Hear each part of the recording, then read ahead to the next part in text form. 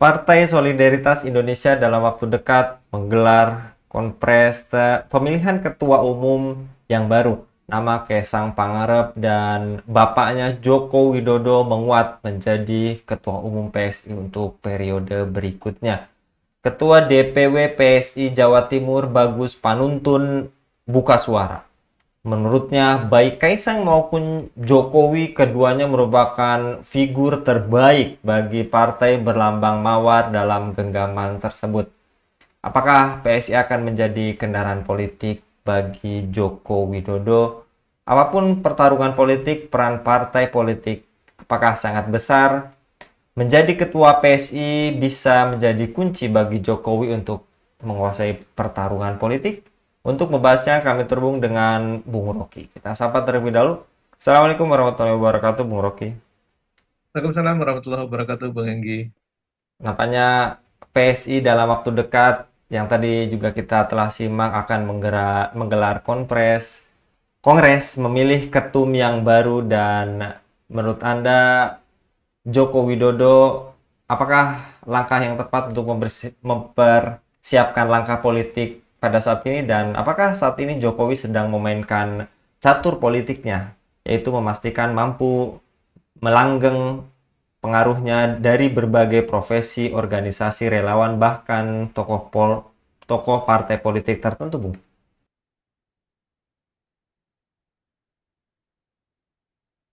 Ya, kalau kita lihat bahwa yang dikendarai adalah partai politik atau parpol, maka yang dilakukan pasti langkah politik. Beda kalau dia mengendarai perusahaan, PT ataupun apa sejenis untuk usaha, tentu langkahnya langkah bisnis. Nah, kalau udah langkah politik, ini berarti ujungnya adalah meraih kekuasaan. Padahal dia kan baru turun dari eh, kekuasaannya. Tetapi dengan mengambil langkah politik, dengan masuk ke partai politik dalam hal ini, PSI yang tadi disebutkan, kemungkinan besar memang disiapkan untuk Jokowi kalaulah benar. Kalau selama ini kan dipegang oleh anaknya, saya pikir ini anak bapak 11-12 lah, gitu, terkait dengan kekuasaan. Karena dulu janjinya kan tidak ingin terlibat di kekuasaan, tapi ujungnya juga lari ke partai gitu. Jadi ini menunjukkan inkonsistensi dan itu dicatat oleh jejak digital yang tidak mudah dihapus dan tercatat rapi. Ini menunjukkan bahwa ada langkah-langkah yang dilakukan oleh Jokowi untuk melakukan komunikasi politik atau langkah politik yang membangun komunikasi politik untuk kemudian akan menuju kepada kesepakatan-kesepakatan politik yang akhirnya dia akan membangun kerjasama politik. Dan kalau itu terjadi, maka itulah langkah yang akan terjadi mungkin ke depan akan muncul langkah-langkah politik yang lebih real untuk menuju pada panggung kekuasaan atau minimal menunjukkan pengaruhnya di dunia politik kembali. Nah, ini tentu berbeda dengan presiden-presiden sebelumnya. Kalau kita lihat SBY, Megawati kan dia selesai gitu ya. Tidak hingar-bingar lagi, tapi memang ada langkah-langkah yang nampak dilakukan oleh Jokowi untuk menjaga momentum politiknya. Begitu, Bung Enggi. Dan menurut Anda apakah menjadi ketua umum partai bisa menjadi kunci bagi Jokowi untuk menguasai pertarungan politik? Apakah Jokowi akan menjadi kingmaker di partai terutama dalam berkompetisi dengan pesaing-pesaing politiknya di masa mendatang, Bu? Iya, jadi ketum partai itu posisi yang sangat strategis. Apalagi dalam sistem politik sekuler hari ini di negeri ini, yang eh, basis masyarakatnya masih sangat figuritas. Tingkat kesadaran politiknya masih sangat rendah dan semua sangat tergantung kepada figur tertentu.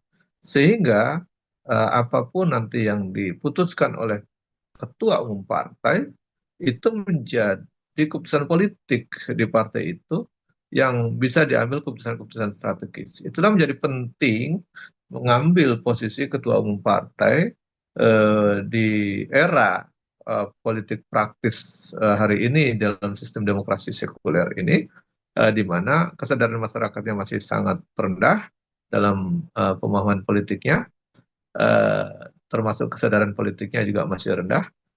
Sementara sangat figuritas terhadap sosok-sosok politisi tertentu. Sehingga kalau politisi tersebut bisa menjadi ketua umum partai, maka keputusan ketua umum itu menjadi keputusan partai.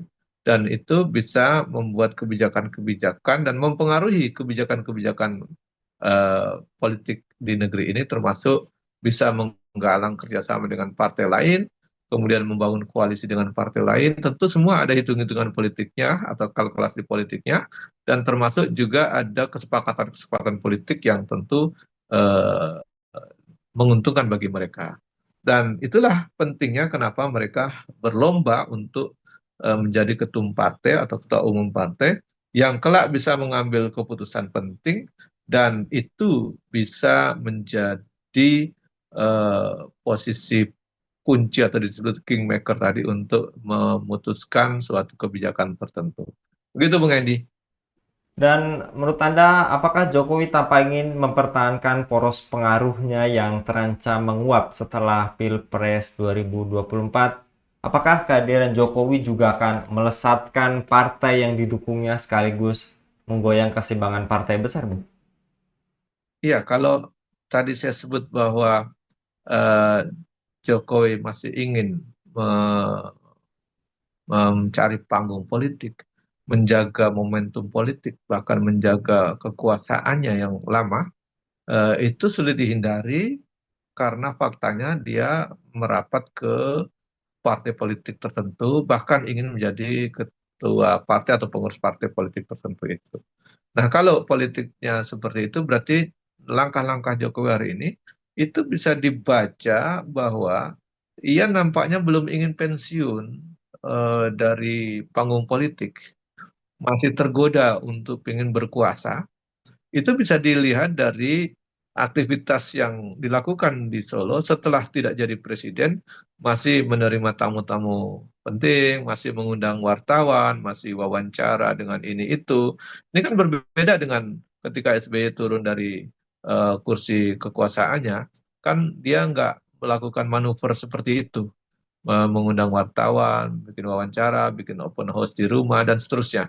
Termasuk mengundang beberapa pejabat negeri ke rumahnya, bahkan mungkin presiden juga masih ke rumahnya. Itu menunjukkan bahwa ada momentum yang ingin dijaga, berita tentang dia tidak hilang dari media, eh, suasana politik tidak hilang dari kekuasaannya, sehingga ini yang kita bisa membaca bahwa langkah-langkah itu menunjukkan bahwa Jokowi masih ingin menjaga momentum kekuasaan politiknya dan ingin tidak hilang dari peredaran publik terkait politiknya, apa pengaruh politiknya. Dan bisa saja dengan kesadaran masyarakat yang rendah terhadap politik dan pemahaman politik yang masih rendah, dan kondisi masyarakat yang sangat figuritas, sangat tergantung dengan figur, maka itu sangat mungkin karena popularitas Jokowi selama presiden kan ya semua orang kenal. Tinggal menjaga popularitas itu menjadi elektabilitas atau kedukungan, keterpilihan maupun nanti kelak menjadi dukungan. Kalau itu terjadi, maka sangat mungkin Jokowi ingin ikut-ikut cawe-cawe dalam pertarungan politik ke depan dengan tetap menjaga momentum pengaruh politiknya maupun partai politik yang dia akan gunakan. Begitu, Bung Enggi. Jadi bercermin dari fenomena politik saat ini dan di masa mendatang, apakah memang artinya peran partai politik yang juga tadi Anda sampaikan jika ketua umumnya sangat penting, dan apakah peran partai politik juga vital dan besar? Lantas jika menginginkan perubahan hakiki, benarkah membutuhkan parpol Islam yang ideologis, Bung?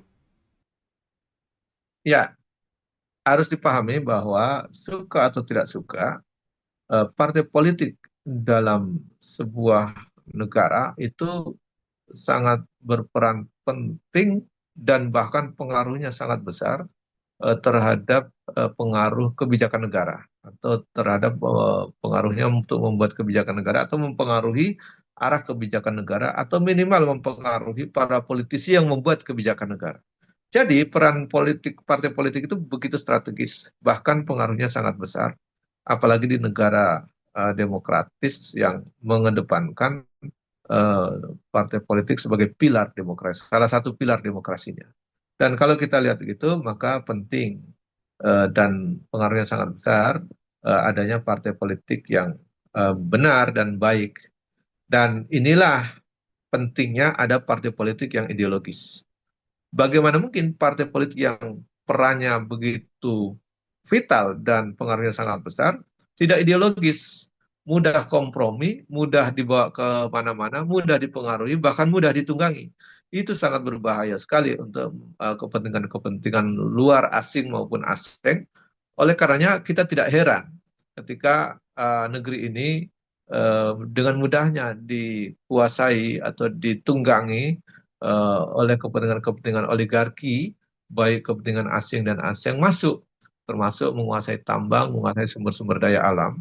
Karena tadi partai politik yang mestinya mempengaruhi negara untuk menjaga eksistensi negara ini dengan membuat kebijakan yang protektif, yang kebijakan yang bisa menjaga negeri ini, tapi justru sangat mudah kompromi karena tidak ideologis, sehingga ujungnya hanya kepentingan yang menjadi basisnya. Jadi tidak ada kawan abadi, tidak ada lawan abadi, yang ada kepentingan yang abadi, mereka akan berkompromi untuk kepentingan mereka. Itulah partai politik yang tidak ideologis.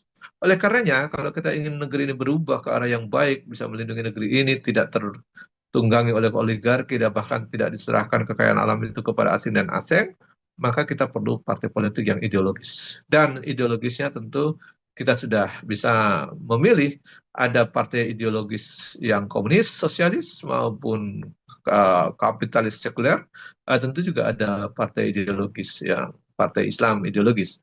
Nah, saya pikir umat Islam yang mayoritas di negeri ini sudah sekian lama mencoba melakukan perubahan negeri ini ke arah yang lebih baik menggunakan partai sekuler kapitalisme, partai sekuler sosialisme dan komunisme, dan kita belum mencoba partai ideologis yang Islamis. Saya pikir itu yang penting untuk kita coba untuk menawarkan kepada publik, bagaimana kalau kita sesekali mencoba untuk menyadari bahwa kita coba bagaimana menggunakan partai ideologis untuk berperan, terutama partai ideologi Islam untuk berperan dalam mempengaruhi kebijakan publik di negeri ini dan demi melakukan perubahan dan menjaga negeri ini menjadi lebih baik.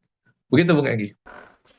Jazakallah Bung Rocky untuk maparnya pada kabar petang kali ini dengan tema Jokowi cari kendaraan politik, pergolakan makin mencekam, dan tadi sudah dipaparkan dan tidak ada salahnya kita mencoba kali ini untuk memperoleh keadilan yang hakiki dengan memilih partai politik ideologis untuk mewujudkan perubahan hakiki. Jazakallah sekali lagi Bung Rocky untuk paparannya pada kabar petang kali ini.